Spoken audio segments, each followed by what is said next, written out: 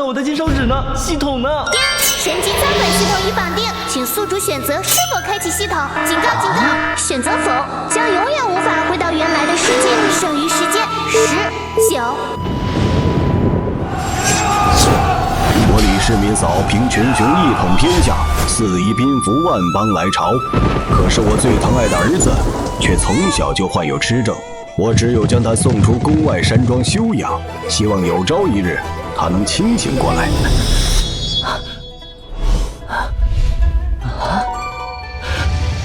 我这是穿越了？郎君，你怎么下床了？你们是谁？难道你是我的父亲？主上，郎君认出你是他父亲了。公子的痴症好了。痴症？我吗？原来我穿越成了个痴呆啊！瑞儿，你终于认得我了，你现在感觉怎么样？很不好，我都穿越了，还穿成一个傻子。那我的金手指呢？系统呢？神级造反系统已绑定，请宿主选择是否开启系统。警告警告，选择否，将永远无法回到原来的世界。剩余时间10、9、8、7、6、5、你没事吧4、3、2。我的妈，这系统疯了！不造反就得永远留在古代啊！任务：劝说父亲同意造反，奖励10亩土豆。土豆亩产是古代2种的10倍，这可是穿越者必备的宝贝。有这东西，造反稳了。爹，我有件事想单独和你说。瑞儿，王伯信得过。郎君放心，老奴必守口如瓶。爹，咱们造反吧。瑞儿，你是认真的？这种事能开玩笑？到时候你当皇上，我就当一闲散王爷。当皇帝容易早死，混吃等死多好。哎，郎君，你是不是吃病又犯了？快回床上躺着吧。哎，对了，当今的皇上是谁？我得想办法推翻他。李世民。李世民是唐朝玄武门之变的那个天可汗？对，除了他，你还认识哪个？被反贼儿子这么形容，我是该哭还是该笑？这下造反的事可不好办啊！李世民是真的厉害，想要推翻他，恐怕没这么容易。既然你知道他的厉害，那你为什么要造反啊？难不成是因为李世民名声不好？爹，您说的什么话？李世民不先下手的话，死的就是他。他留了李渊一命，知人善任，还让御史来监管自己，对百姓更是极好，这才是明君。之前传说的那些流言蜚语，全都是反贼传出来的，信不得。说得好，我造反没别的理由，就是想造反而已。瑞儿，造反不是儿戏，你还是老老实实当个富家公子吧。就你这点本事，造反就是个死。哎，爹，李世民活不了多久了，过几年大唐肯定有人反。什么？谁要反？天机不可泄露。爹，您知道我的病为什么痊愈吗？为什么？因为我梦到了一个老神仙，他说与我有缘，赠了我能亩产1000斤的粮食。有了这些粮，能养兵，还能扩充势力。傻子突然变聪明，不用鬼神掩盖着，肯定被烧死。系统的事儿绝不能说。啊，能亩产1000斤？快拿出来让我看看。哎，爹，您这是同意造反了？同意了，同意了，赶紧让老子看看宝贝。王伯，去叫人拿上工具。爹，我这就带您去挖土豆。任务完成，10亩土豆已发放至指定位置，具体坐标标注完毕。家主，这地荒了10几年，能有粮食吗？我一开始也信了，可亩产1000斤，哪有这种事？你们看，小郎君病好了，小郎君家年年帮咱们，这是老天开眼啊！多谢大家关心，今日想请大家帮个忙，挖这片地里的粮食。这点活不算事儿，可这荒地真有粮。就是啊，油也早该被挖光了。来，我先示范给大家看。看，哇啊！这就是老神仙赐给我们的粮食。这东西能吃吗？这东西能让咱们造反的底气，比李世民的军队还足。这玩意儿真能亩产1000斤？这地里全都是，大家一起挖，挖出来的全给大家分了。我先挖，要是真有粮，小郎君就是咱们的活神仙。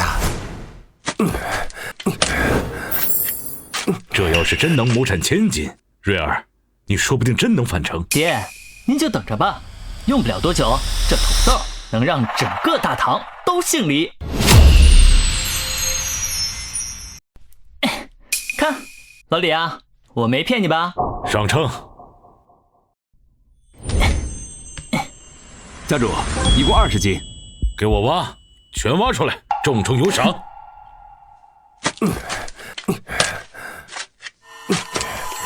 今后不管造反成不成，史书也会记我发现土豆，掩护万民吧。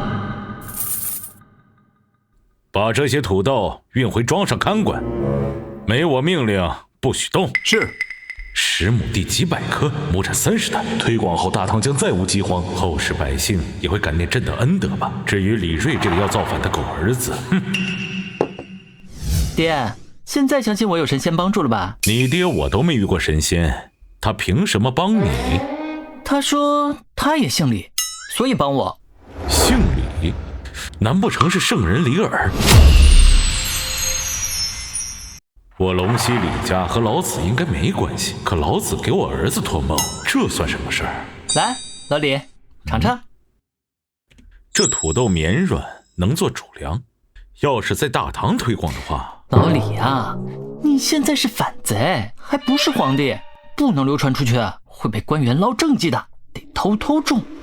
瑞儿，这李家村土地不够，为父有良田，不如……只要你给土豆种出来的都是我的粮。这土豆系阴粮，让人带到北方边境种植，囤积起来，先下手为强，便宜我不便宜别人。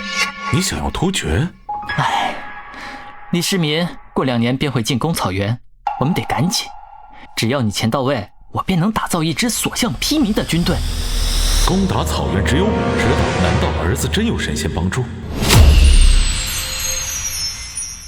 既然如此，从今天开始，这个庄子就归你了。另外，再给你3万贯，当做给你的考验。要是最后造反不成功，就跟我回家继承家业。我现在终于相信你是我爹了。你说我跟你母亲亲生的，我不是你爹，谁是你爹啊？吉利可汗当年差点打到长安，这笔账我记了多少年？要是瑞儿真能歼灭突厥，就算花再多钱，朕做梦都能笑醒。就算不成，还有朕背锅呢。老李啊，咱们家这么有钱，是干什么的呀？你只需要知道，当年他李家造反，都是咱们家出的钱，咱们家对钱没概念。老李，你真霸气！到时候咱们造反成功，皇位给你，反正我就是想体验一下造反的过程。行了，这件事别对外声张。明白。老李啊，我知道怎么韬光养晦。前期我就想着随便做点生意，顺便挣点钱。但是如果需要打点的话，还要靠你。朕就是皇帝，还要打点谁？倒要看看你能闹出多少大动静。知道了，你爹我上面有人，一般的事情我都会帮你处理好，你就大胆的干吧。老李啊，霸气！家里还有生意要我回去主持，我就先走了。以后你有什么事就告诉王伯，王伯会告诉我。你大病初愈就别送了。好。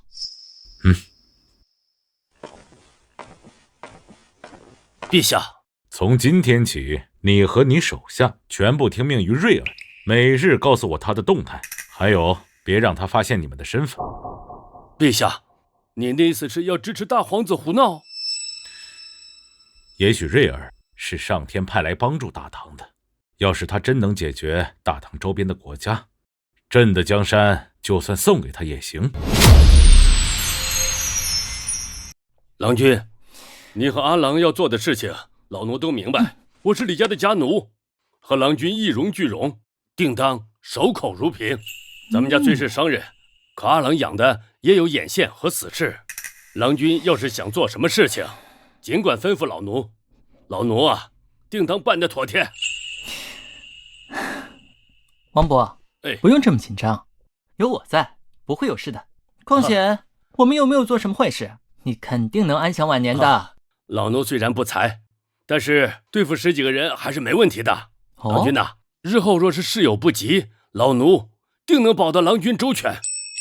宿主收服第1个手下，解锁隐藏任务，奖励蒸馏技术。蒸馏技术，王博看着像个庄稼汉，居然是高手。武功？你居然会武功？哼！嘿嘿，郎君，老奴的功夫还可以吧？我去，王博，你这也太厉害了吧！能不能教教我？拜师也行啊。千万别，没有阿郎就没有老奴的今天。教武功可以，拜师的事情千万别再提。行，那拜师的事情先不说了。咱们家都有什么产业？我想了解一下。咱们家的产业挺多的，郎君要不要去看看？行，我们现在就去。好。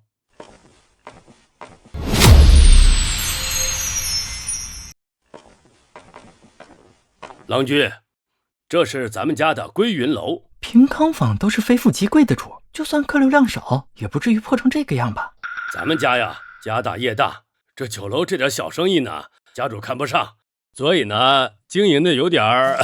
算了，进去看看吧。小二，王管家，您老人家怎么来了？瞎了眼的东西，没看到郎君在这里吗？是小孙没眼力见儿，祝郎君大病初愈。郎君赶紧里面请。郎君请。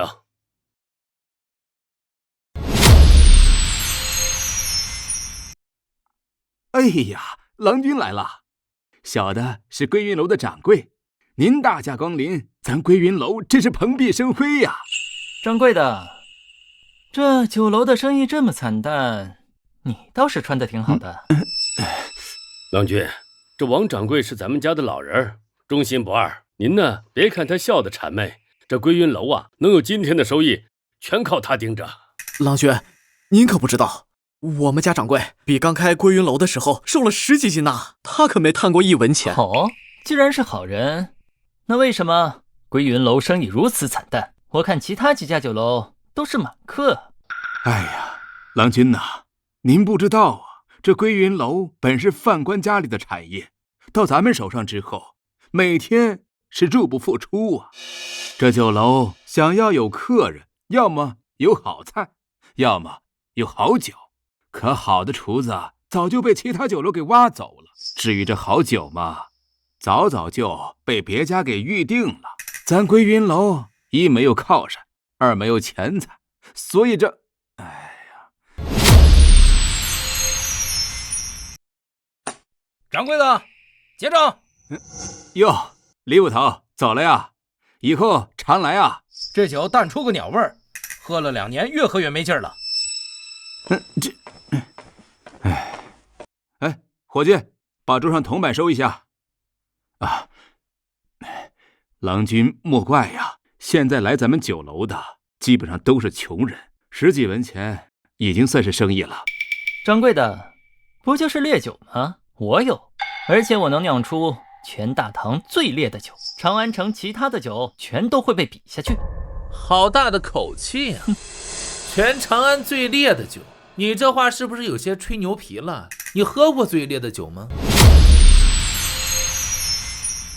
你是谁呀？我喝没喝过关你什么事？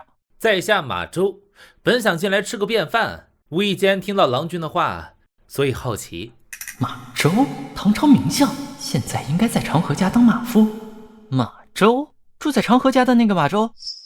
你认识在下？当然，听说你是饱学之士，但你肯定没喝过全长安最烈的酒。小郎君看起来年纪不到20，难道还懂酿酒之术？我不仅会酿酒，还能用最简单的方法酿出来最烈的酒。王掌柜，你让人拿一口带盖的铁锅，一些空心的竹管，还有米酒。这些厨房就有，我这就去准备。这就能造出来烈酒？难不成还会变戏法？马兄啊，你不懂的还多着呢。我要利用这些道具来做蒸馏器，通过沸点不同让乙醇气化，然后再冷凝液化，以达到提纯的目的。这些字我都懂，可是连在一起我却不懂了，能带我看看吗？这可是咱们郎君的独门秘方，你说行不行？哎，王伯，马兄是正人君子，他不会说出去的。马兄，你我有缘，待会儿你就在一旁好好看着，有不懂的你就问我。多谢郎君。请。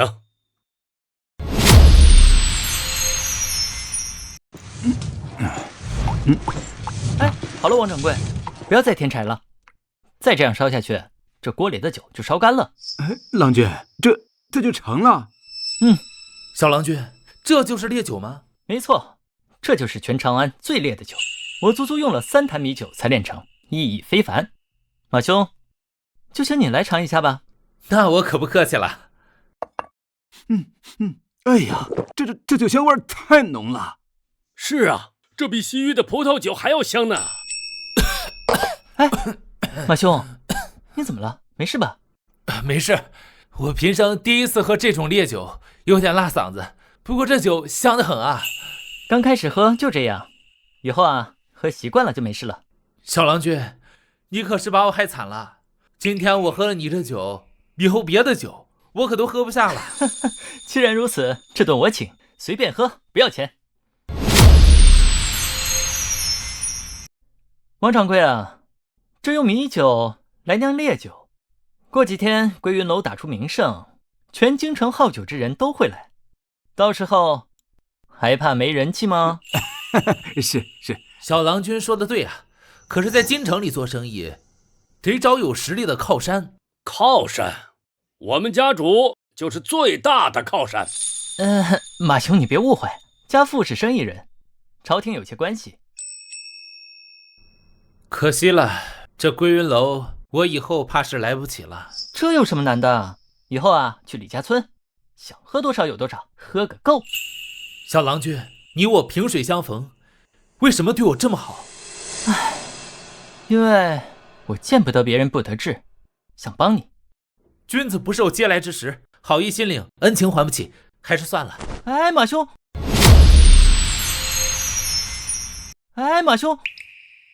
吃水不忘挖井人，不是忘恩负义的就好。马兄，我要开酒坊，还缺一个管理的，包吃包住包喝酒，每月还发薪水。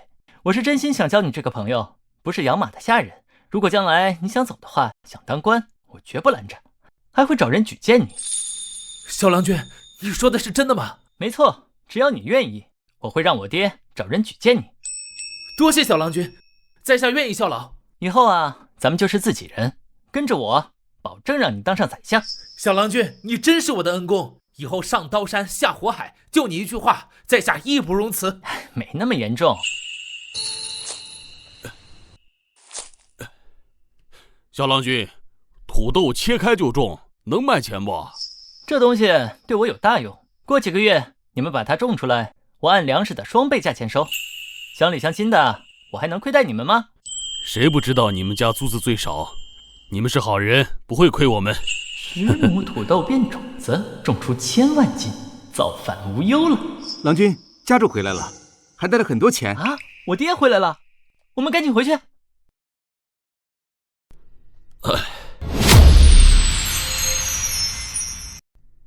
哎，李二郎，你带我来这穷乡僻壤，莫不是养了外宅？要我帮你跟吴垢说？夫妻胡说，我是皇帝，能做这种事？今天带你来见个人。哦，这李家村还有能人？一会儿见着人，不要太惊讶，看我眼色，不要暴露身份。哎呦，你放心，我什么没见过。爹，你可想死我了！爹，你可回来了。这位是夫妻，这是我亲儿子李銳，你大外甥，前段时间吃着刚好。原来是銳儿，这么些年不见，长这么高了，下次舅舅给你见面礼。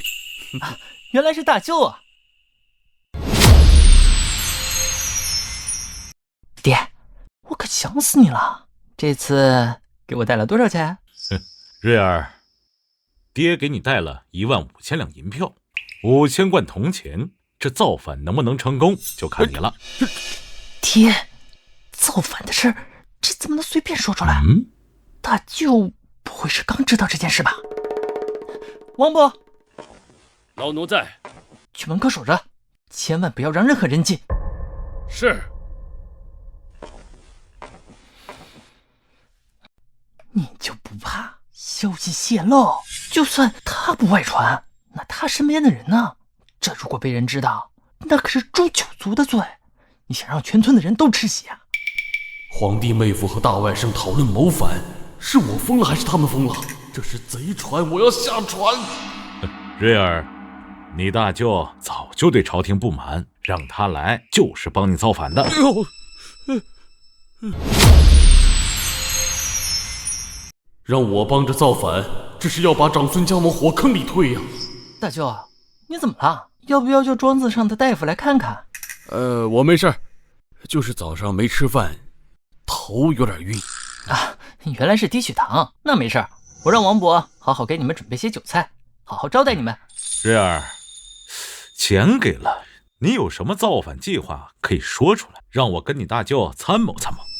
是，说有什么计划？据我对朝廷的了解，现在的太子李承乾很有可能会造反。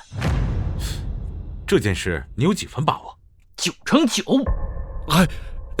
太子没有兵马，他怎么可能造反？造反他需要很多人吗？你们忘记了，那李世民他是怎么造反的？李承乾他空有太子名号，李世民只要一死，他就能顺利登基。何况他们父子的关系不好，李世民还宠李太，李承乾他能不担心吗？与其混吃等死，不如搏一下，皇子变皇帝。这孩子居然把我的事搬出来说，可他说的李承乾会不会真的？大外甥说的好像有点道理，但这是皇家大计呀。可是他就是想造反，没有人支持也不可能成功啊。大舅，你忘了那长孙无忌可是李承乾的亲舅舅。怎么，大舅，你认识长孙无忌？是啊，你大舅跟长孙无忌真有点关系。大舅，你有办法让长孙无忌提前造反吗？如果他可以提前造反的话，那咱们助他一臂之力。不说，真的不说。这样啊，那没辙，那就按原计划来吧。先攒粮、钱、兵，草原大，好屯兵，藏一支军队，倒也不会被发现。至于长孙无忌和李承乾，以后我来找机会试试。还有李渊没死，要是李世民出什么事，这个李渊很可能会接盘。哎呀，瑞儿，你刚才说的够多了，准备吃饭吧。爹，大舅，你们先别发愁，我先去拿点好酒，让你们忘记一切烦恼。哎呦，陛下，微臣和太子绝对没有谋逆之心，请陛下明鉴。你要是没想过这事儿，何必心虚？陛下，臣若是有不轨之心，天打五雷轰。算了，你也是跟着朕几十年的老臣，朕相信你。起来吧。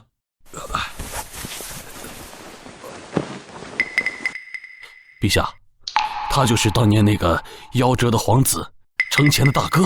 怎么，难不成你还想杀瑞儿，给承乾铺路吗？微臣只忠于陛下，绝无此意。哼，谅你也不敢。不过，朕暂时还不想让别人知道瑞儿还活着这件事。这件事只有你我观音壁知道。要是瑞儿出什么事，福晋，瑞儿的本事你也看到了，你觉得他能造反成功吗？陛下，这件事太过离奇，我觉得还是静观其变吧。朕是想看看他能不能造反成功。要是他能解决大唐那几个心腹大患，这皇位他也不会放在眼里，朕也不必觉得亏欠了他。若是不成，朕也可以让他当一辈子富家翁。二郎还真是宅心仁厚啊。福晋，瑞儿要造反，你是不是应该有所表示？哎呀，我算是上了你们李家父子的贼船了。你不会是让我把全部家产都捐出来吧？福晋，你可以用长孙家的关系，让瑞儿在官场上走后门。哦，这个行。当年跟着李二郎造反，还是学到点经验。二位，今日你们可算来对地方。今天让你们尝尝什么才是真正的好酒。瑞儿，你这儿还有好酒，难不成是你爹给的？不是，这是李家村特产。大舅，这虽然比不上什么琼浆玉露，但是它比皇帝喝的酒还好，而且这酒很烈，保证让你们不醉不归。不过你们得少喝一点，不然待会儿又喝醉了。一桶北蒸馏酒就是不一样，比归云楼的酒浓10倍，成本还低。见便宜老爹这么期待，我卖酒的心思更定了。瑞儿，你把这酒夸得天上有地下无，要是没有你说的这么好，剩下的银子就别想要了。那不行。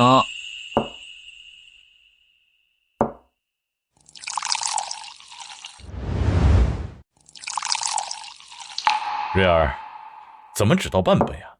这还不够塞牙缝。大外甥，你忘了我当年在军中和士兵拼酒的劲头了？你们尝尝就知道了，不要小瞧这酒啊！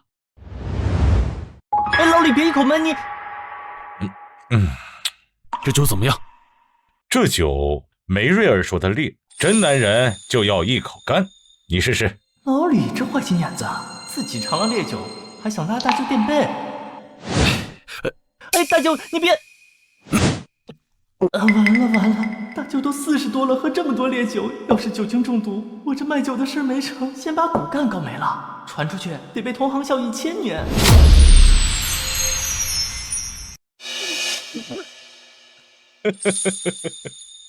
二郎，你坑我！你也有今天啊！瑞儿的酒还不错吧？哎呀，酒怎么跟火油似的？老李啊，我早提醒过你，少喝点嘛。哎，瑞儿，你还别说，这酒要是卖到大唐各州，得赚不少钱呢。还是大舅聪明。老李，你光顾着喝酒整人，这酒不是酒，是咱们的兵粮兵器。对，瑞儿，这造酒的技术还有谁会啊？没有，仅此一家，其他人学不会。大舅爹，只要垄断天下烈酒生意，我们还愁钱吗？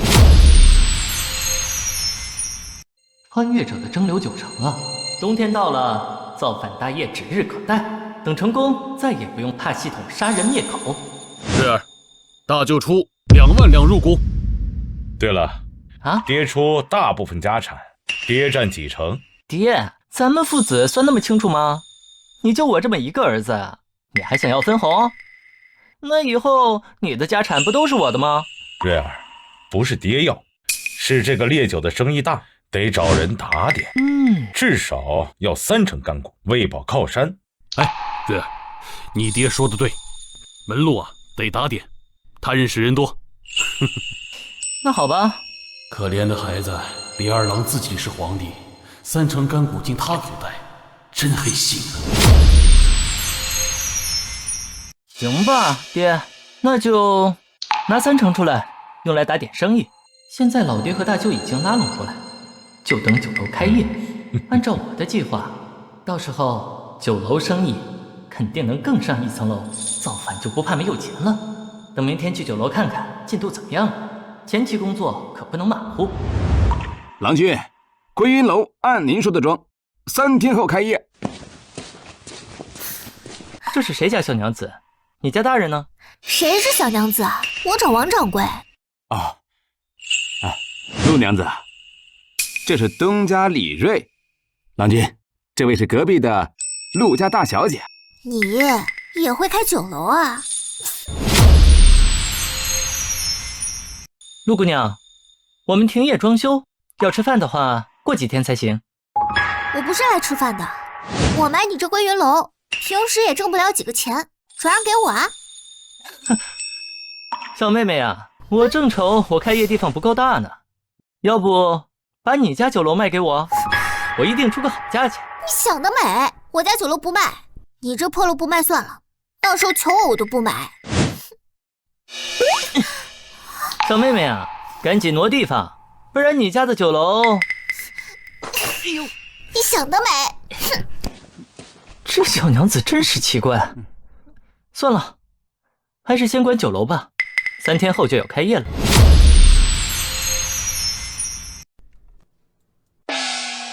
走过路过，可千万不要错过呀！归云楼重磅回归，全大堂最烈的酒，最好的菜，前50名享受8折，头100名免费送烧刀子。真的？前100名送酒？哎，这位客官说的哪里话呀？归云楼招牌在此，那还能讲？欢迎光临。来，请。来，请，里边请。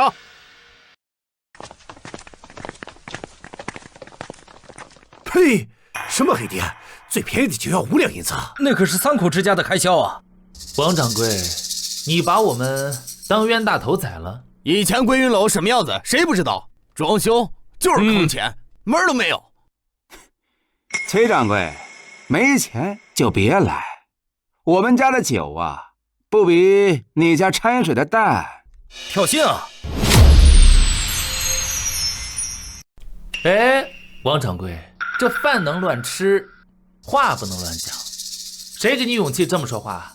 我们崔家酒就是长安最好的，再胡说砸了你归云楼。你们管事的是谁？喊他出来！哎呦，你也配见我家郎君呀？你那小伎俩啊，谁还不知道呢？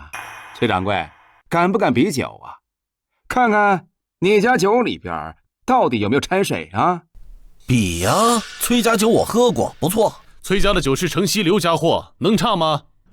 去拿宜城酒和梨花酒过来，让他见识一下。别以为全世界的酒都跟他家一样。王掌柜，这归云楼啊，要是管理不好，不如转给我呀。我们崔家定不会让你主子吃亏。王伯，这大舅和我爹说找了贵客，怎么还没来？这都半个时辰了。王掌柜嗓子都喊哑了，不会不来了吧？郎君稍安勿躁，他们定会给你惊喜。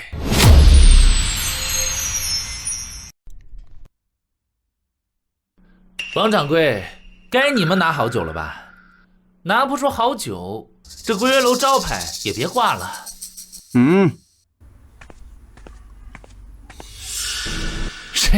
谁家好酒？那缸装啊！你这是把醋缸搬出来了。看来掌柜的这次是认真了。今天归云楼和崔家比酒，每人免费喝1碗。掌柜的，归云楼怎么有这种好酒？是不是在做梦？放屁！归云楼之前都快倒闭了，怎么可能有好酒？是。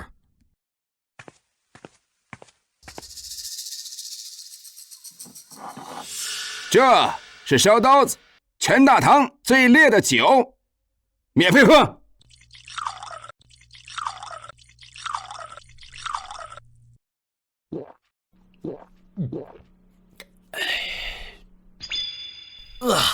这酒太好喝了，5两银子1壶太值。10两我也愿意，这酒比崔家的强多了。崔掌柜，现在服了没有？到底是谁家的酒兑了水？谁家酒楼才是最好的？这酒啊是好酒，但你们归云楼太次，配不上这样的好酒。要不你们把酒的配方卖给我啊？我呀给你找更好的酒方，这样你们归云楼能继续做下去。崔掌柜，这可不是我能决定的，您稍等我片刻，我这就去请我们酿酒负责人。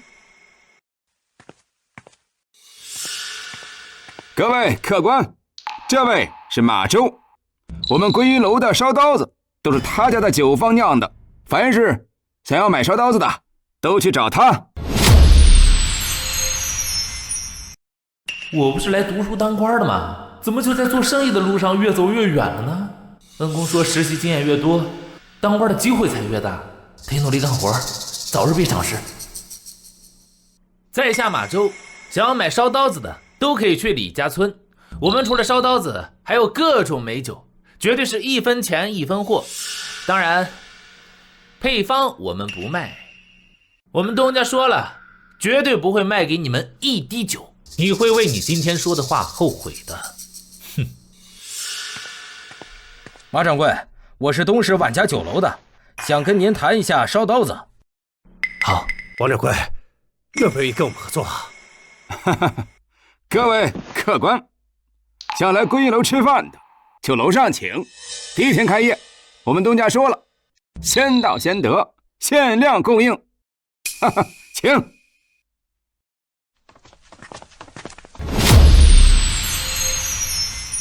按这个客流量，1年之内腰缠10万贯，骑鹤下扬州，根本不是吗？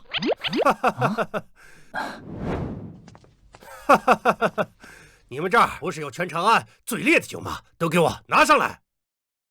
敢问这位客官，您是？小子，听好了，我就是大唐鲁国公程咬金。这几位是尉迟恭、秦琼、房玄龄、魏征、张亮，我们来喝你这儿全长安最烈的酒。凌云阁功臣来了一半，我可是反贼啊！他们带兵马了吗？会不会率兵为号？王掌柜，让所有人都去忙，给各位客官送上好酒。今天所有人全部打8折。掌柜的真好，真好。老程，你不是说有好酒吗？在哪儿呢？催什么催？你婆娘生了，不喝滚！有酒凭什么不喝？看来老程是真找到好酒了。哼，长安城哪有好酒？还不如三乐江。三乐江是糖水，我喝的是烧刀子，那味道让人念念不忘啊！陆国公，你要再拍啊，我要喘不过气来了。哎呀，程将军，楼上雅间都给您备好了，几位楼上请。你这儿要真有烈酒，以后我府上就都从你这儿进。放心吧，定然不会让大家失望。请各位国公爷，酒菜粗陋不成敬意，这烧刀子后劲颇足，还请慢饮。这烤羊腿是新出炉的，配酒刚刚好。老程，吃饭哪不能吃啊？就这点酒算什么？这是？就这，我一个人就喝光了。就是这个味儿，好酒。知节，再急也不差这一口，这点酒也不够我们喝的。这可是烈酒，谁要是能一口气喝一坛，我把千里马送他。瞧不起谁啊？我喝，你那汗血宝马要是我的了。我混世魔王，说话算话。你要是一口气没喝完，你西域宝马得送我配种。稳赚不赔的买卖。让秦二哥抢先一步，今天放你一马。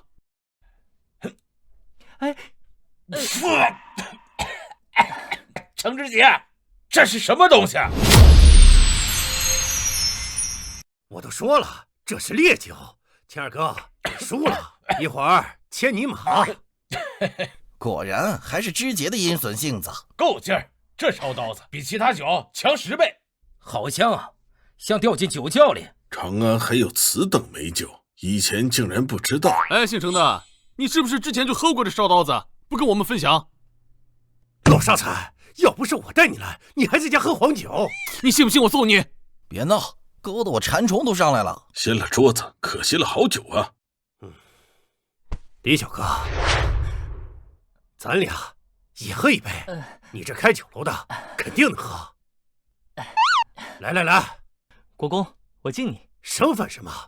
叫伯父。程伯父，以后还请多多关照。以后常来串门。是你要跟我攀亲戚，自己认贼作直，到时候东窗事发，可别怪我。来。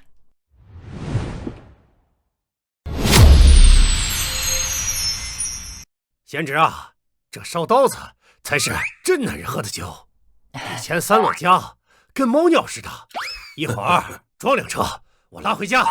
好，给我魏府也来辆车。我家人多，要3车。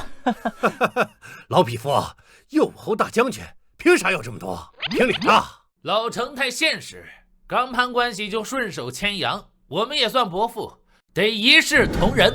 对，叫老程伯父，也得叫我伯父。好，看在叔伯的面子上，大家每人送1车。我跟老程可不一样，家里啊有虎鞭给你补，要不然连我1巴掌都接不住。谁肾虚啊？要不是打不过你，我肯定理论。那就谢谢伯父美意，大家喝酒。来！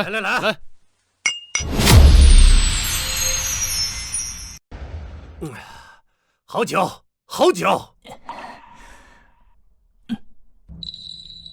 走了，没喝够，走了，来！辛苦你，都收拾了。我没事，你收拾吧。好。王掌柜，今天咱们赚了多少？一共400两。哦，8成酒水利润，2成厨子功劳。客人啊，都夸菜好吃。这大舅占2成酒水，能不找厉害厨子？那些厨子前2天还是御厨呢，菜能不好吃？原来是这样，还是郎君有办法。让人把银锭分成3份，1份存在银庄，1份给那厨子发赏钱，剩下的给程咬金他们送酒去。得嘞，我这就去办。这生意稳定下来了，我也该出去转转，见见世面。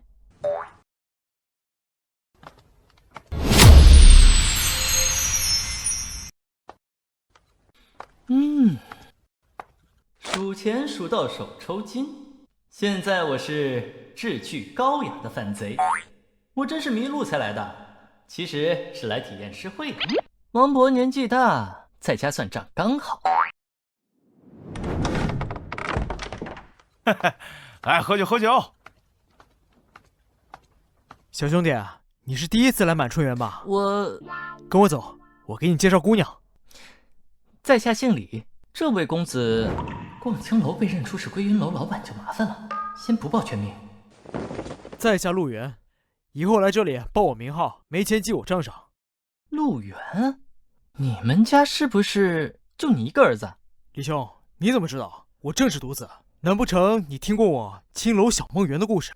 没什么，在下略懂占卜，赶紧进去，别被熟人碰到。哎呦，陆郎君又带朋友来了，今天是要玉儿还是翠儿啊？不用，找间雅间，上烧刀子。好嘞，两位这边请。哎，陆兄，我就是来看。走。我就看歌舞，众美人妓荷包空，被劫色，我爹要抽我。李兄没进过这雅间吧？来，尝尝这个烧刀子，这可是归云楼最新款。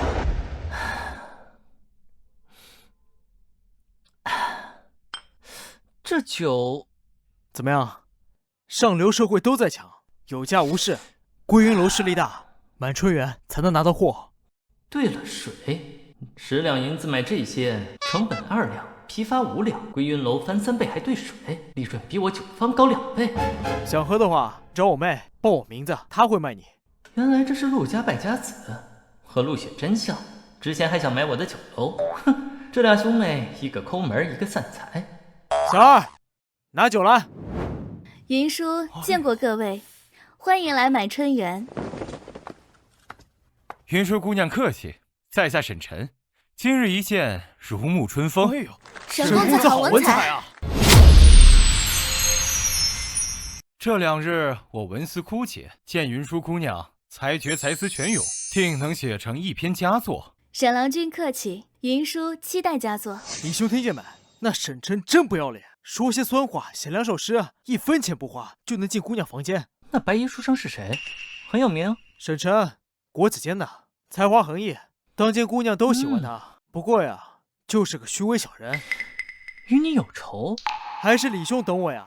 我之前买了他的诗，被他当场揭穿，颜面尽失，做生意没信用，算什么君子？哎，连满春园的丫鬟都不如。没想到这粗线条的人也有记仇的时候。今日诗会，各位诗词由姐妹们弹奏，最好的由云叔谱曲，期待佳作。今日诗会规模小，才子良莠不齐，没什么好期待的。我还以为送姑娘，就这奖励，还有这么多人趋之若鹜，倒还不如看跳舞。李兄此言差矣。苏杭有一诗人，凭1首诗就能和姑娘过夜，好诗能扬名气，还能长青楼人气。不过可惜啊，长安没这好事。要不然我花再多钱也要买诗。云舒是这满春园的花魁，16岁出道，蝉联5年，来的客人一半都是看他，看一次感觉都不一样。李掌柜打赏10两，陆源陆郎君打赏10两，张员外打赏10两，陆源陆郎君打赏30两。哎呦，陆郎君啊，今天也太慷慨了！看上咱满春园哪个姑娘，我这就是让她过来陪您喝2杯。这位小郎君是陆郎君的朋友吧？哎呀，这看上哪个姑娘打8折。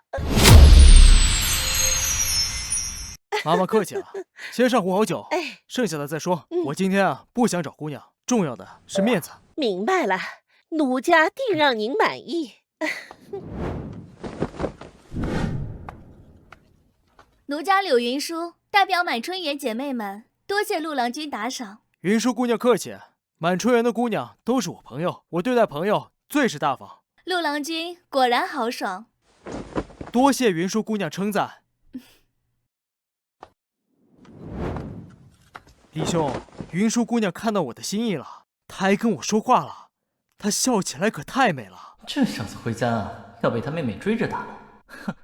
哼，看到了。云舒姑娘岂是银钱能衡量的？我为你写了首诗，想亲手交给你，不知可有这个荣幸？翠珠，去拿沈郎君的诗。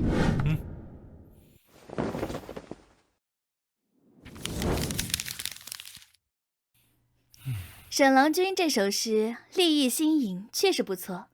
云舒姑娘谬赞了。妾身今日身体不适，这首佳作就让银儿妹妹弹奏吧。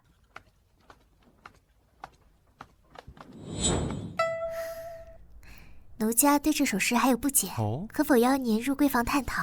姑娘国色天香，岂会被铜锈打动？那些只会花钱的草包，连给姑娘提鞋都不配。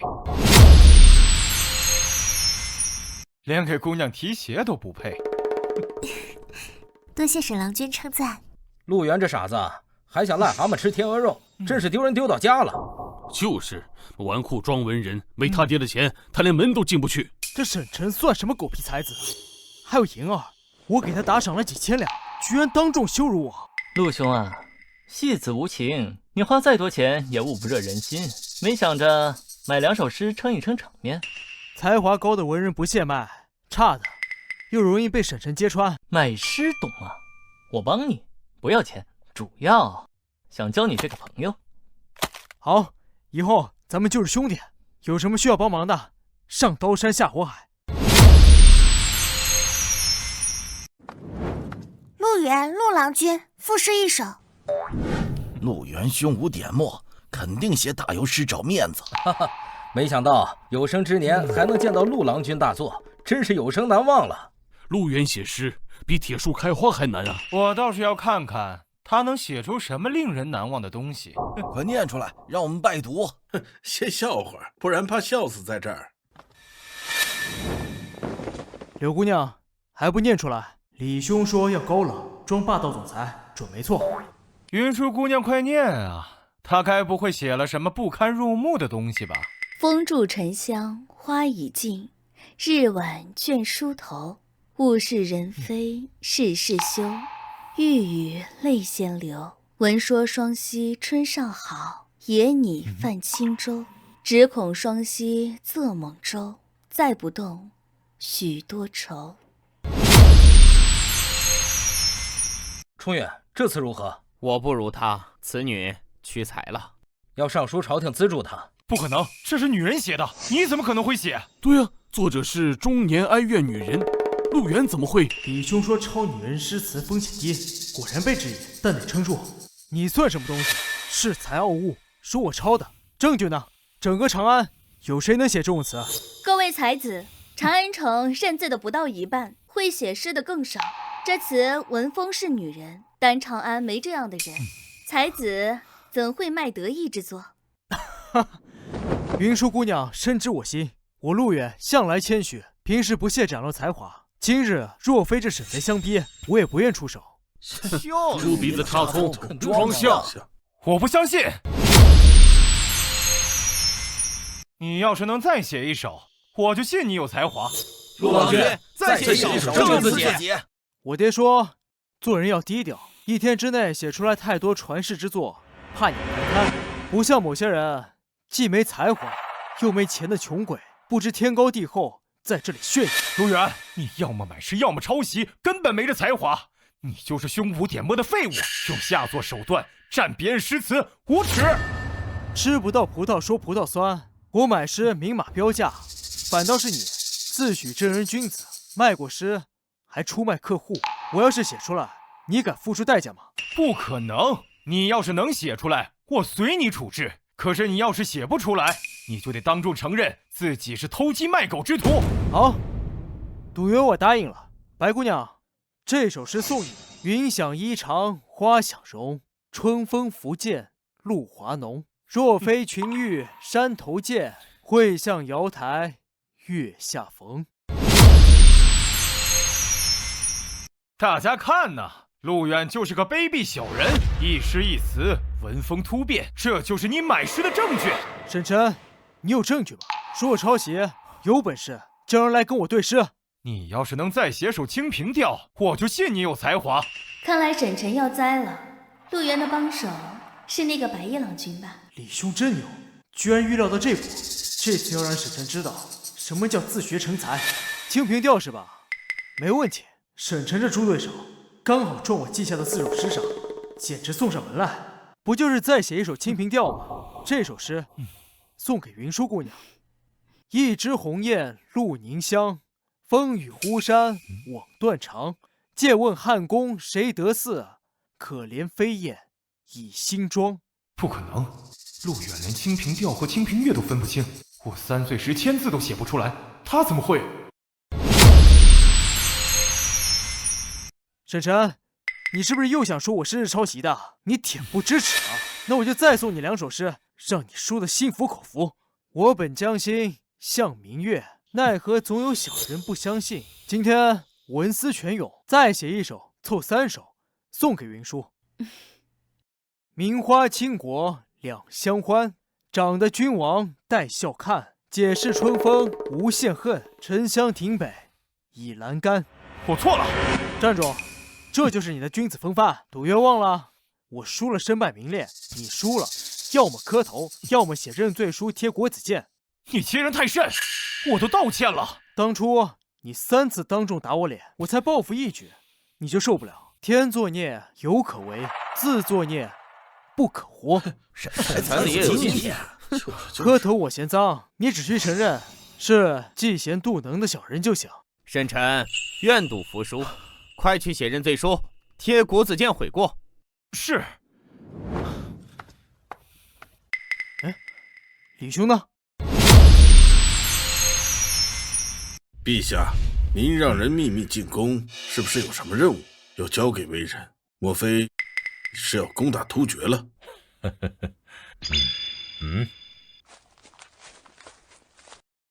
尚书大人，您自己看吧。啊，这，陛下，这是什么东西？药师，你应该听说过最近很火的烧刀子吧？陛下，这，没想到您也喝呀。之前秦琼往我府上送了几坛那烈酒的味道，让我至今难忘。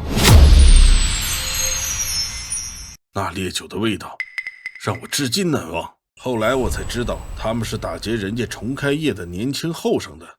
哎，要不是那天我有事儿，肯定就去了，还得赖程咬金那厮。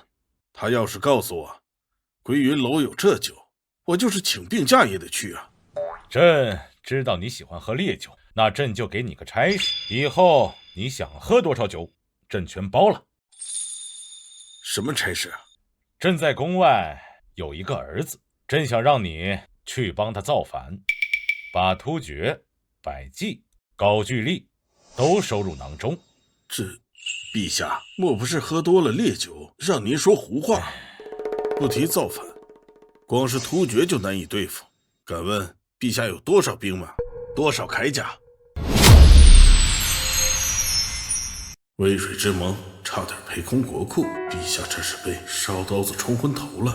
就凭朕，让大唐百姓粮食无忧，就凭这烧刀子，朕可以让你军饷充足，就凭朕可以在背后给你们撑腰，出什么事朕一人承担。朕以天子身份告诉你，朕没罪。这土豆亩产1000斤，这烧刀子利润丰厚，还有能造这2样神器的天才，这些都是朕亲眼所见，难道还不足以让你一展才华吗？渭水之盟的耻辱，朕历历在目。竭力可汗杀到长安，是朕的耻辱，也是你的耻辱。难道你就不想亲手征服草原吗？陛下，消灭突厥是臣毕生所愿，臣万死不辞。但是造反，这你不必担心，兵部尚书的位置朕帮你留着，瑞儿身边都是朕的人，不过是打着造反的幌子，私募兵马，积蓄力量。朕派你过去，是怕有人教唆他对付大唐。你成熟稳重，正好辅佐教导他。既然如此，臣定当不负陛下所托。好，有药师相助，朕就等着看你踏平草原的那一天。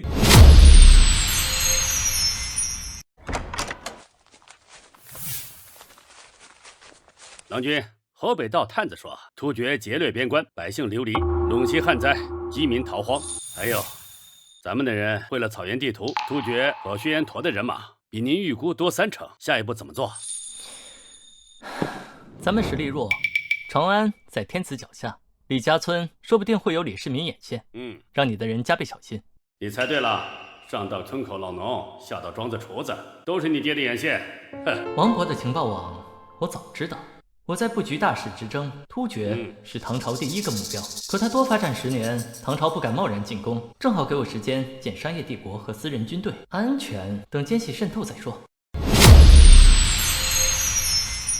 还有长安城不少人打听烧刀子的出处，正常，酒坊被打听是迟早的事情。安排人手警惕，让酒厂加产量，给积极的人发银子。另外，再找几个酿酒的地方。好的，我这就安排。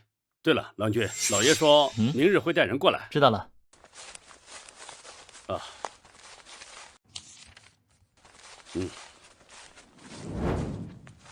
老爷，您来了。这庄子布局暗含八卦，定有密道。家底比我粉碎时的亲兵还强。这老人走漏弥生，双目放光，是高手。陛下对这个儿子倒是厚待。王伯，带我们找瑞儿。是。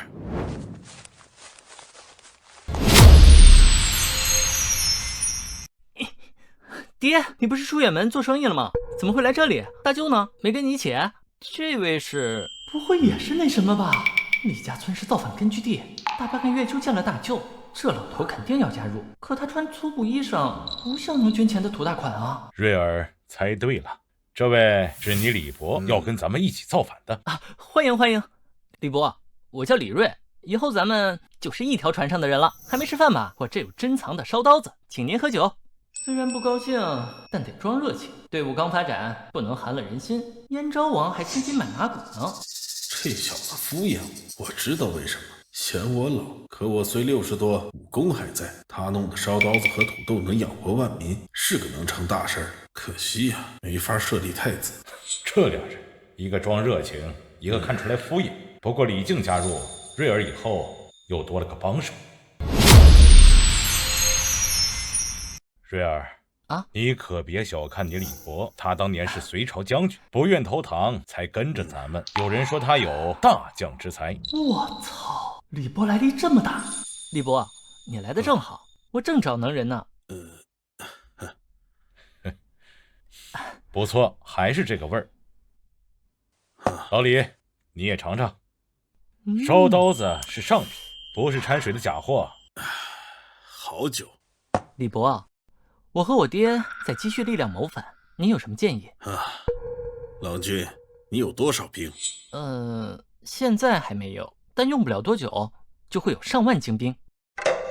哦，陇西道、河北道有灾民流离失所，要给口吃的，就能招青壮年。就算朝廷开仓，还是会饿死很多人，甚至有些人会自愿上山当土匪。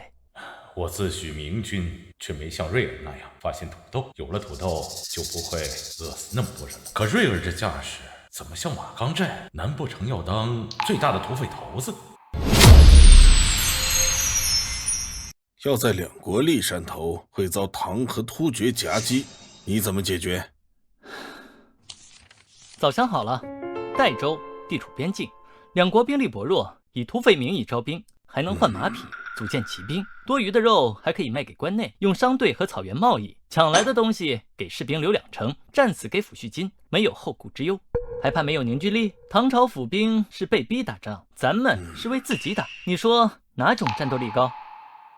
这小子重视地图，有心思，跟着他说不定能像霍去病那样封狼居胥。二郎，你家郎君太神奇了，3军未动，粮草先行，这什么都没有，就想了这么多，有卫青、霍去病的能耐，将来能流芳千古。老李，羡慕没有用，这是老子的儿子，有能耐你也生一个。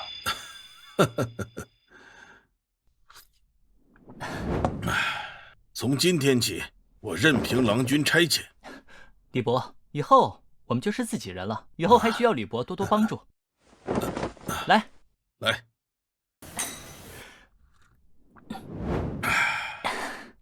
速度成功收服将领，奖励初级舰体单1枚。系统这么长时间没反应，我还以为不在了。不过舰体单怎么听着这么玄幻？不会是大力丸之类的吧？瑞儿啊，为父考考你，梁师都占朔方建梁国，至今不归顺，我恨之入骨。你有什么办法来对付他？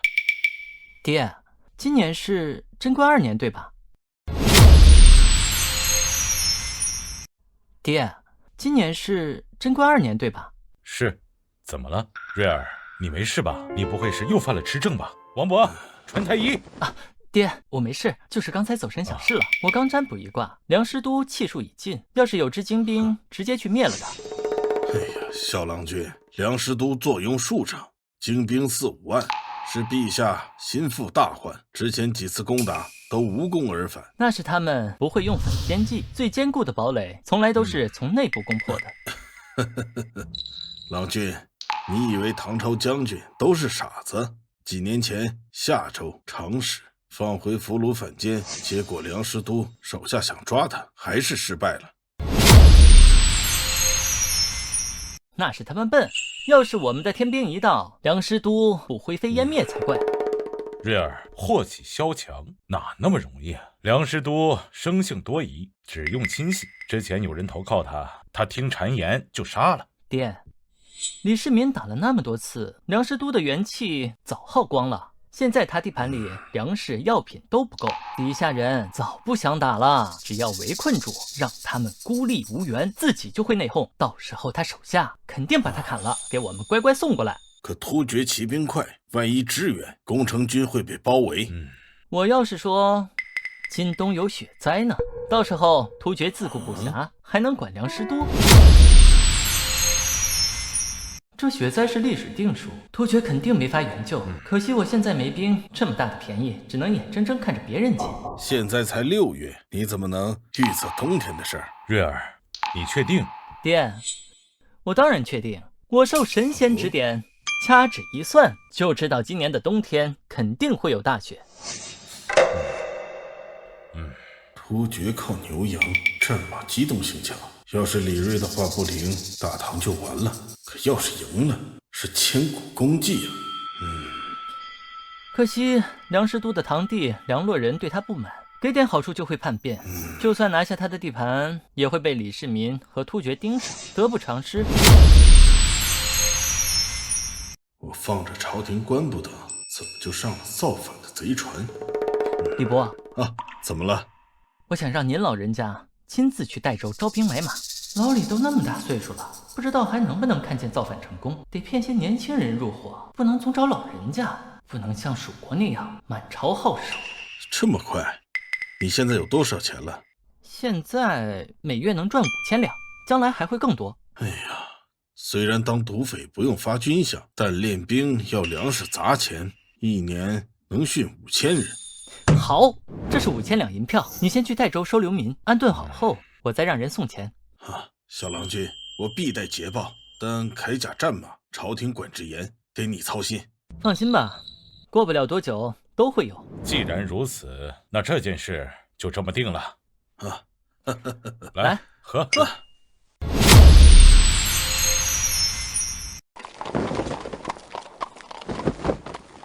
药师，你怎么看？李家村这位比皇宫皇子看得远。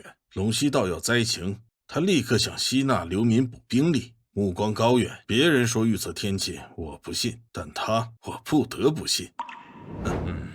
这孩子非要体验造反，我只能陪着。但他有本事，我打算招柴少、薛万军商量，你北上安抚流民，给口饭吃，别让他们走投无路。臣遵旨，但臣离开京城会引起震动。从明天起，你告病卧床，旧伤复发，说得过去。到时候秘密开拔，我给你乡勇名号招兵，百姓更信你。系统给的初级健体丸，说能成3流高手，这药丸长得跟糖豆似的，该不会是小作坊货？王伯，你听说过江湖上有能增内力、直接变高手的丹药吗？郎君，从没听过。黑市倒是有那种短暂增力的药，但是吃了要折寿啊。您天赋好，庄子几百高手护着，强身健体就行，别学那些歪门邪道。王伯，这是老神仙赐给我的，我怕扛不住药力，你帮我护法。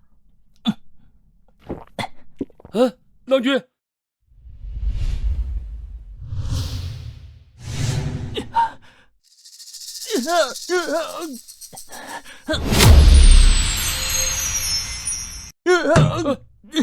郎君，你怎么了？兄弟，是谁干的？老子劈了他！郎君给我们发银钱，这个仇必须报。闭嘴，都别吵！老奴带郎君去皇宫找太医。我没事的。让开！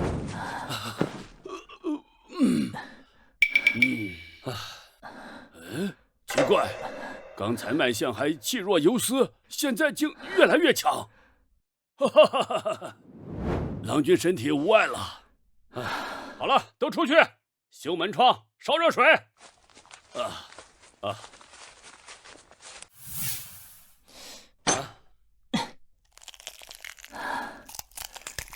王伯，我现在感觉全身都是劲儿，能打5个牛二。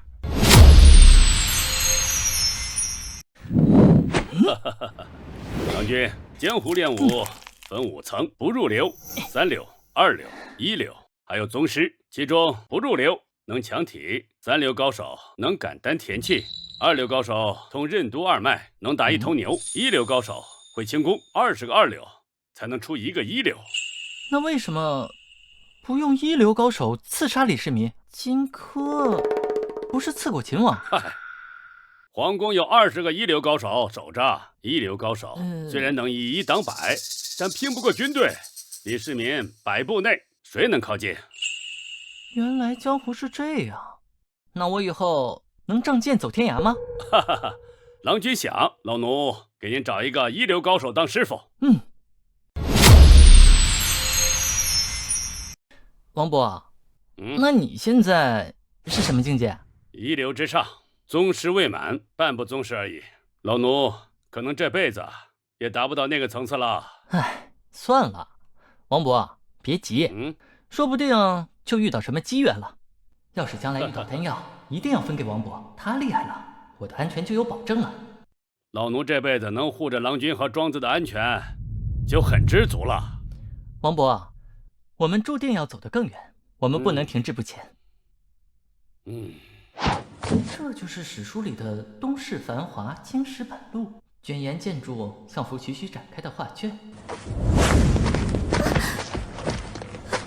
小丫头片子，切了卖身契还想跑，跟我们回去，不然我打死你！你们这群人贩子，明明说好要去大户人家当下人，没说要卖青楼。他妈的，我最瞧不起男人欺负女人了，还以多欺少。住手！住手！光天化日之下，逼良为娼，想死吗？哪儿来的后生啊？小子，知道我们是谁吗？知道我们是谁家的仆人吗？反正我是反贼，连皇帝都得罪了，难不成还怕几个打手？我管你们是谁家的，在天子脚下还有王法吗？小子，我劝你别多管闲事儿，不然让你吃不了兜着走。哎呦，我的腰啊！哎呦，我的骨头！这孙子纵情酒色，外强中干，我都没用力。看什么看？上啊！我的蛋！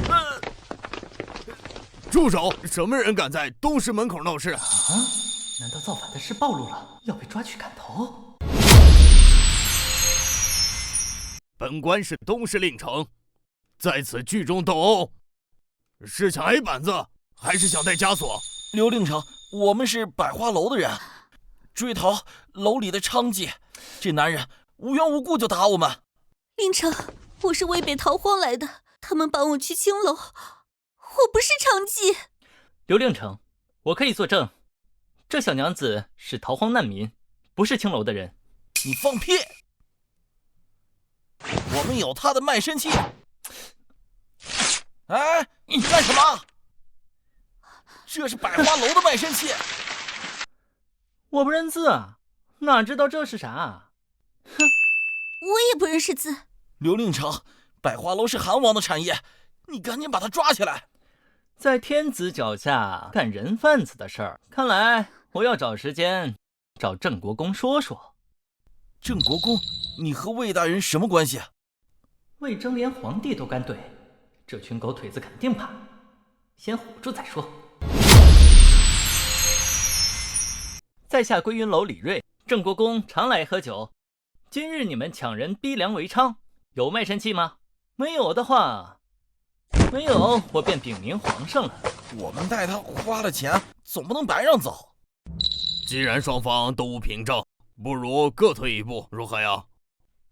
哼，给，滚蛋！哎，谢谢，走。李东家好心肠啊，有空我定去归云楼捧场。刘大人慢走。这是盘缠，你拿回去过日子。冷君，我家没了，我什么都能干的，求你收留我。罢了，以后你是我丫鬟，不许惹麻烦。我保证，郎君，我叫柳儿，家里有柳树和桃树，50两米。不用防我，以后是自己人。怎么了？爹说，下人不能跟主人并排走，我身上脏，会传虱子。我这儿没这规矩。走，我们先去酒楼洗澡。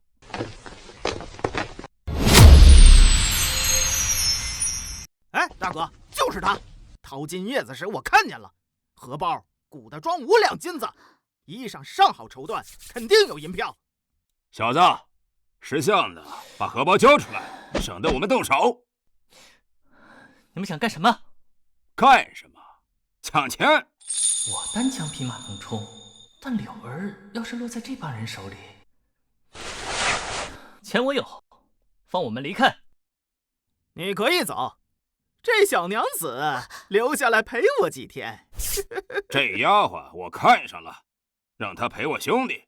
你滚！这群瘪三居然敢动我的人，我要是栽在这儿，还有脸造反？再说一遍试试。郎君，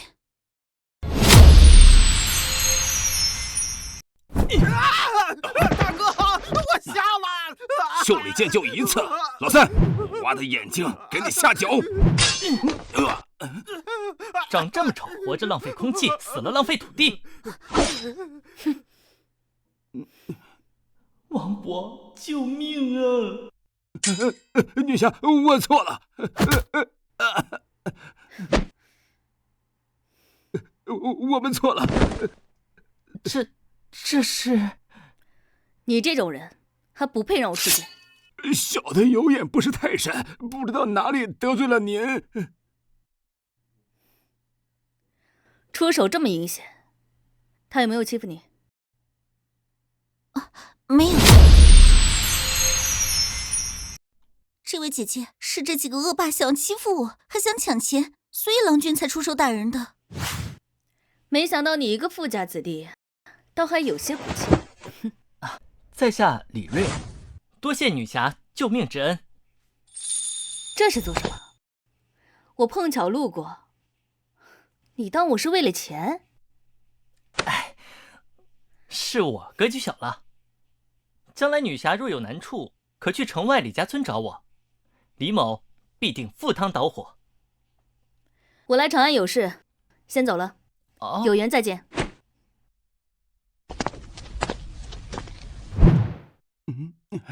哼，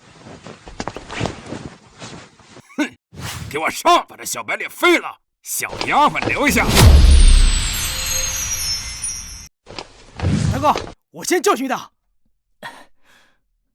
小郎君，原来你在这儿啊！大牛，你怎么来了？王掌柜找你商量事儿，让俺出来找你。又来一个多管闲事的，快滚，不然让你见血！哼，小郎君，俺能揍这些人不？可以，别打死啊，留口气送官府。你算什么东西啊？我的手！你是谁？俺是归云楼的大牛，专门给小郎君跑腿的。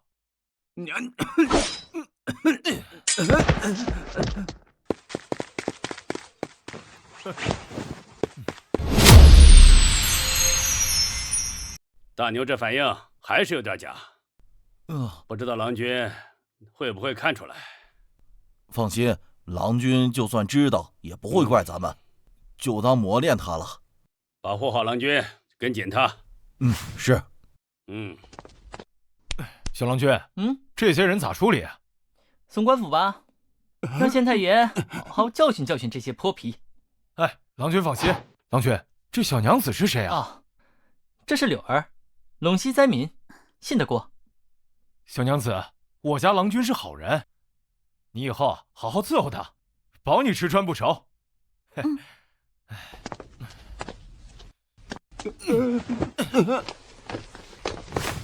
郎君，你是柳儿？郎君好福气啊，捡个丫鬟都这么标致。老奴以后不用费心找通房了。王伯，你老不正经。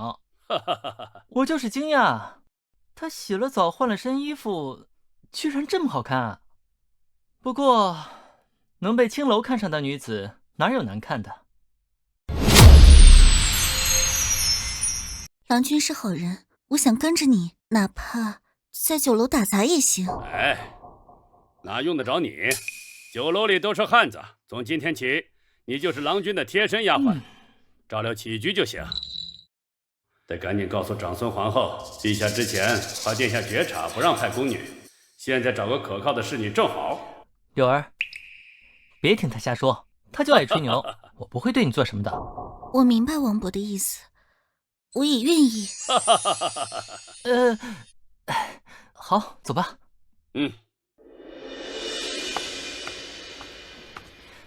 这里是我的书房，以后你就负责打扫干净，东西都摆整齐。郎君放心，我以前把家里收拾的很干净，一定能做好。郎君，这些废纸你还要吗？这是我练字的废纸，不要，扔了吧。郎君，这是你写的字吗？没想到你长这么好看，字怎么……那我能怪谁？现代人有几个会写毛笔字的？原著10几年就会吃饭发呆，啥都没留。没关系，郎君，你以后肯定能把字写好。给我吧，我给你这个好玩的。好。宿主解锁英雄救美成就，奖励折指数。这系统太抠了吧，只奖励折指数。小学学会这本事，早成孩子王了。郎君，给你玩。谢谢郎君，这东西好新奇。薛姐姐，我这办法不错吧？小雪，你真有经商天赋，用烈酒当诗会奖励，伯父果然没看错你。那是啊，姓李的想用烧刀子打垮我，我偏用他的烈酒赚钱。现在烧刀子一户难求，除了富裕文人，谁不想来参加诗会啊？你心里有数就行。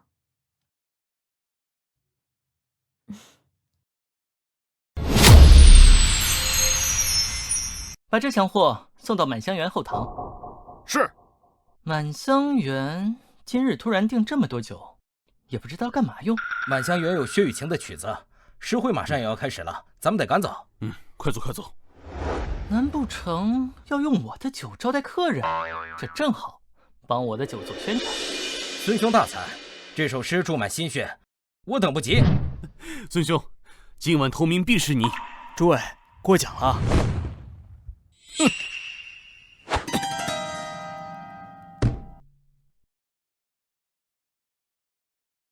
是长孙家二公子长孙化，他来干嘛？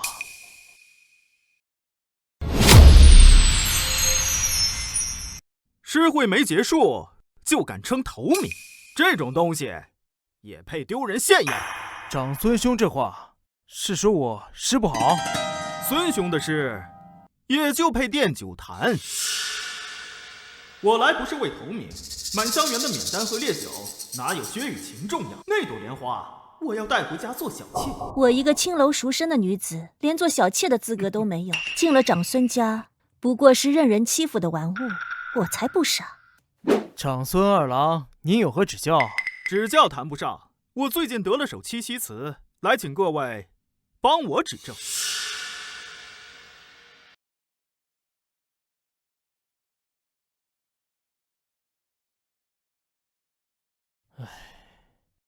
长孙兄这词写的华丽，力比孙兄的高深多了。孙兄这次输了。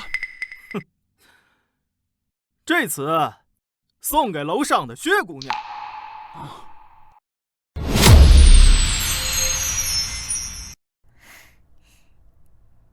薛姐姐，长孙二郎的词赢了诗会，你怎么没反应啊？那些词都是哀哀怨怨，见得多了，我听得耳朵都起茧子了。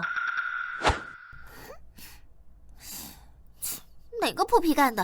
咋捅我了？没事儿。这是上好的宣纸，肯定是有钱人家的孩子。我要拆开看看有没有名字。这字跟狗爬似的，还不如陆岩3岁写的好呢。鹊桥仙，好像是一首词，该不会是送你的七夕词吧？别闹，人家是小孩子，跟他计较什么？我是小女子，不是君子。要是有名字，我肯定找他算账。说不定是楼下的人扔上来的呢。薛姐姐，你别开玩笑了，我们在4楼，楼下的人怎么会把词扔上来？这字跟狗爬似的，写的什么呀？千云弄巧，飞星传恨，银汉迢迢暗度，金风玉露一相逢，便胜却人间无数。薛姐姐，你怎么不念啊？是不是看不清下面写的什么啦？不是，小雪，前人写牛郎织女的故事，都逃不开哀婉之词，可这首词读出机杼，立意高远。薛姐姐，下半阙呢？快念啊，我等不及了。柔情似水，佳期如梦，忍顾鹊桥归路。两情若是久长时，又岂在朝朝暮暮。两情若是久长时，又岂在朝朝暮暮。我唱过那么多七夕词，这是最好的一首。它把议论和深情揉在一起，像一把钥匙点醒了我。原来爱情不是朝朝暮暮，是哪怕天各一方也能守住的真心。薛姐姐，这词真好听，不像别的词那样哭哭啼啼的。它不是好听，是能写在人心里的。可惜见不到这写词的人。该不会那个人和我们一样是个夜猫子吧？等明天我们下楼去问问楼下的人吧。行啊，我待会儿下去就弹这首曲子。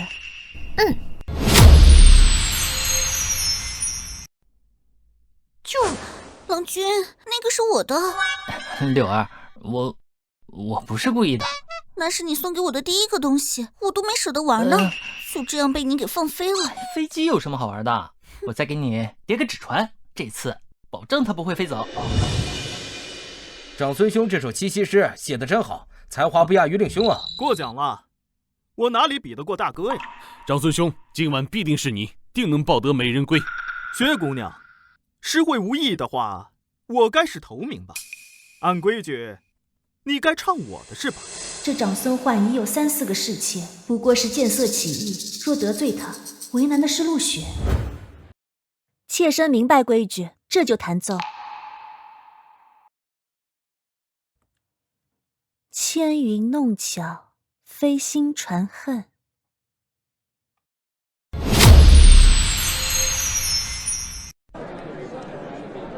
怎么不是长孙焕的诗？这首词不对呀。这首《鹊桥仙》，我连皮毛都不及，能听到已是万幸。薛姑娘有才，不愧是满香园的头牌。郎君过奖了，妾身哪能写出如此优秀的诗词呢？难不成是陆源的废物？薛姑娘不用谦虚。当年2个头牌成了他外室，现在又盯上我，怕不是有收集癖。长孙郎君过奖了，确实不是妾身写的，妾身哪有长孙郎君的才华呢？那这首诗词作者是谁？是啊，快说吧，作者是谁啊？这首词是从我和陆雪的窗户飘进来的，妾身也不知作者。之前陆郎君的诗词与我无关。既然没作者，名头奖励就扣下了。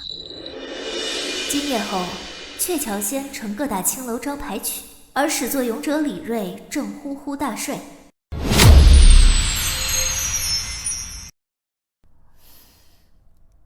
薛姐姐，简章纸就是传世作，抛去您的200两打赏，今晚净赚1000多两，顶平时1个月的利。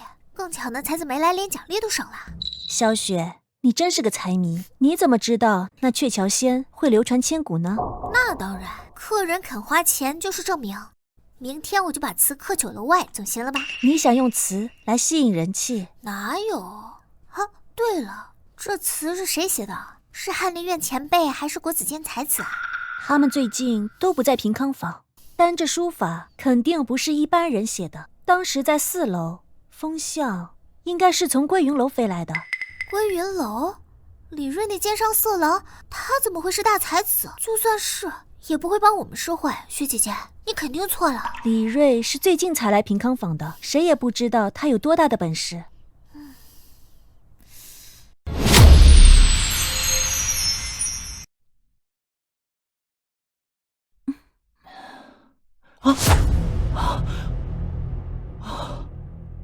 还好穿了衣服。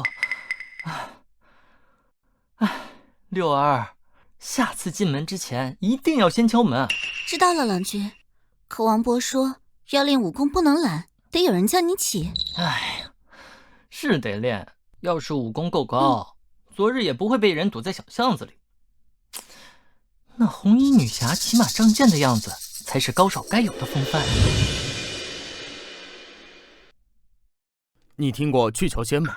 昨晚刚传出来的传世之作。皇后都赞，孔祭酒还说七夕词以此为最，以其本色耳。大家都说是薛姑娘写的，这才是真才女。这名字，等等，这不是我昨晚随手写的这张纸飞机扔出去玩的那首吗？怎么传成这样了？这薛姑娘搞什么鬼？我的词怎么跑她那儿去了？还刻墙上了？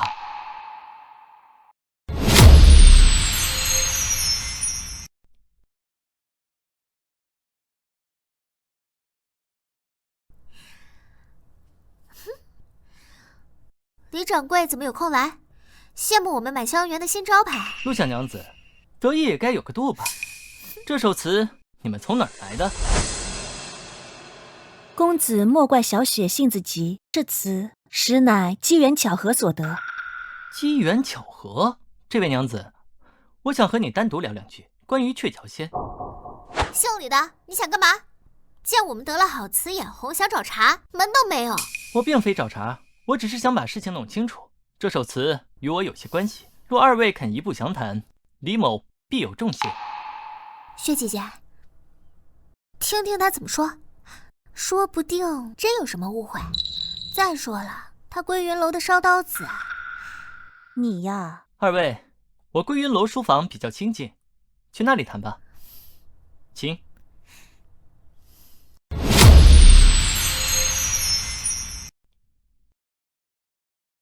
柳儿见过郎君，见过两位娘子。柳儿，你先忙你的。两位，这边请。李郎君能造出烧刀子这等烈酒，已是令人称奇。不知对诗词一道还有涉猎吗？薛娘子稍安勿躁，进来坐下，我们慢慢说。请。薛娘子，陆小娘子，不瞒二位，满香园外墙所刻的鹊桥仙是在下着作。郎君此话当真？什么？真是你写的？怎么可能？那纸飞机明明……并非我等不信，只是此词词藻清丽，情怀脱俗，实乃难得佳作。郎君如何证明呢？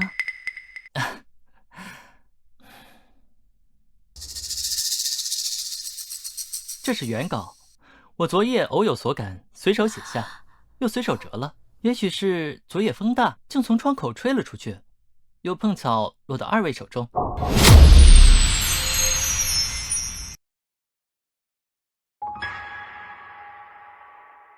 原来如此，竟是妾身与小雪唐突，占了郎君的佳作，还以此招揽生意，还请郎君恕罪。真是你写的？你一个卖酒的，你写这么好的词？卖酒的就不能偶尔附庸风雅了吗？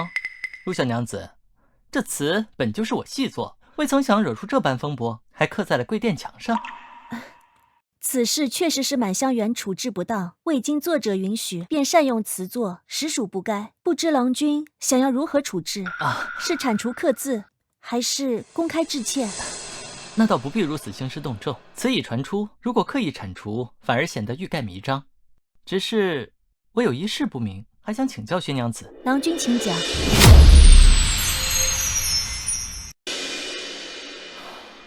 这首词除了词句本身，薛娘子可还看出些什么？或者说，为何如此看重，甚至要把它刻在墙上？不瞒郎君，妾身初见这首词时，只觉一股清灵豁达之气扑面而来，与平时那些哀怨之词截然不同。两情若是久长时，又岂在朝朝暮暮？此等境界，非心胸开阔、性情通透者不能为。妾身爱其词，更爱其意。刻在墙上，一是为了惜才，二是为了给满香园添几分清雅之意，不仅仅是俗媚之所。薛娘子果然慧眼，这首词确实不是为了迎合七夕俗套而作。你能看懂其中一二，也不忘它阴差阳错飞到你手中。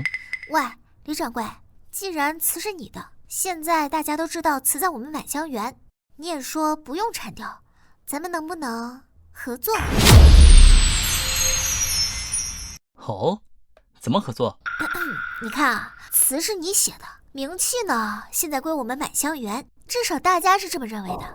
你呢得了才名，我们呢得了客流，不如你就当这首词是赠与，或授权给我们满香园使用。当然，我们不会白用，条件你开。小雪，不可无礼。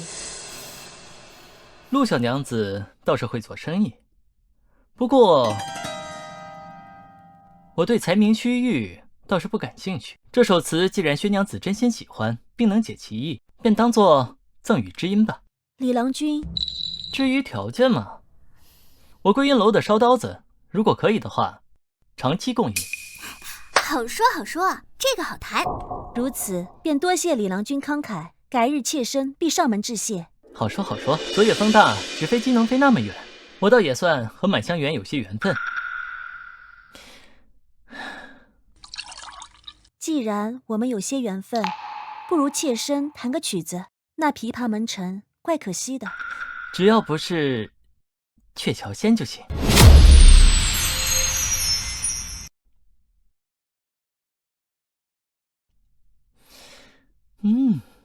琵琶金翠羽，弦上黄莺语。薛娘子这琵琶弹的真是余音绕梁。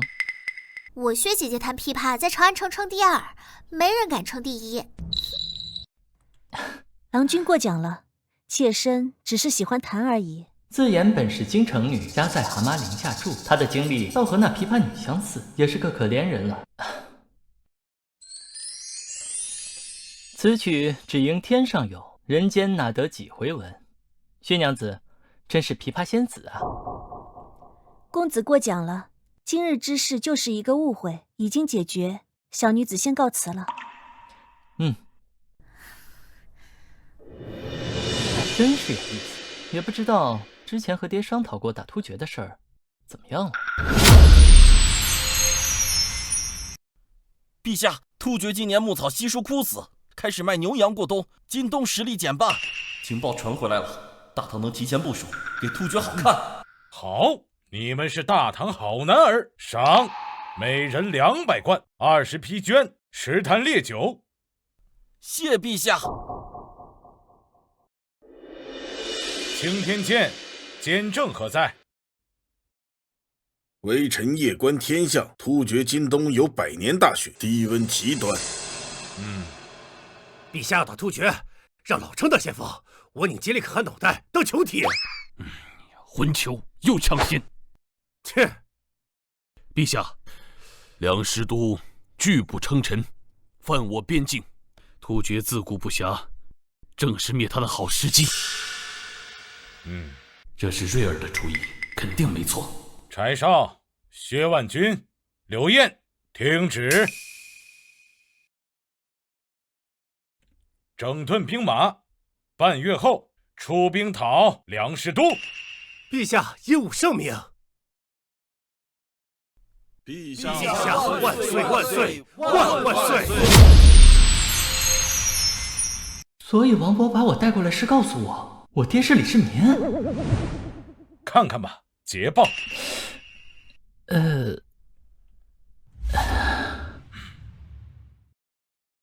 柴少大破梁师都，斩首数万，捕获无数。梁师都本人在乱军中被部将所杀，首级已传阅3军，朔方之地自此重归大唐。好，梁师都这个心腹大患一除，北方边境压力骤减，此战又正逢大雪，突厥自顾不暇，无法救援，这个机会把握得极妙啊！时机之妙，源于情报之准，谋划之先。瑞儿，你可知你这步棋走的真是绝妙。这些日子朕一直不告诉你朕的身份，就是想看看你的能力，没想到你竟是让朕刮目相看。这是真的，我爹是李世民，那个千古一帝，所以自己这些日子以来是帮自己爹打江山。所以我爹是陛下。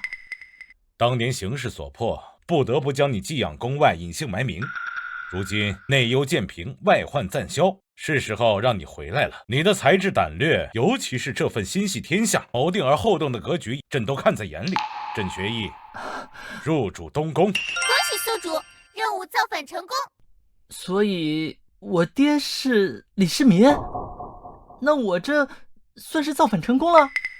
此事确实有些突然，朕不逼你立刻答复，随朕来。你看，这便是大唐，是你我父子要守护，并让它更加繁荣昌盛的江山。朕知道你心中有怨，有不解，有对未来的彷徨，但你的血脉，你的才能，注定要担起这份责任。